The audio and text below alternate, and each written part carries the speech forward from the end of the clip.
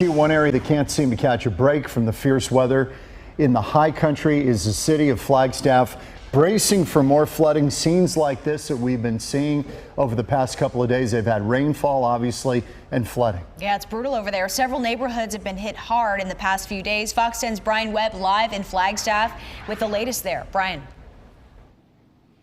Well, much of Flagstaff is already a mud and pine cone covered mess, and then late this afternoon it started to rain heavily again. Not what you want to see when your house is downstream from potential disaster. Well, much of Flagstaff is already a mud covered mess, and then it began to rain heavy again this afternoon.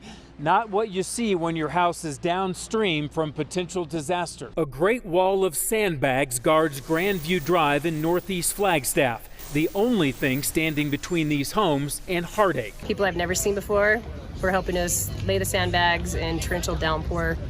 They came and helped me get all the mud out of our driveway. Flagstaff has become Floodville the past few days, turning roads into rivers, streets into streams, and carrying away everything in its path, including cars. Sitting there watching our house just fine while everyone else is having a hard time. It just didn't seem right, so I just came down to see what I could do.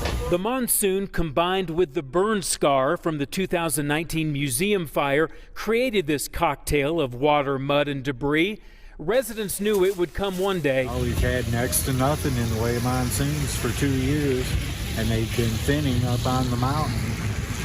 So everything's washing down right now. The city and county have been supplying sandbags for more than a year, the manual labor coming from friends and family free of charge. A lot of sandbags, a lot of moving, and I think it's just good to get together as a community and try and support one another. But there's only so much manpower can do in a day or two, and even a great wall might not be good enough.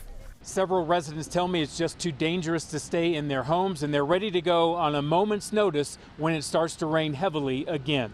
In Flagstaff, I'm Brian Webb, Fox 10 News.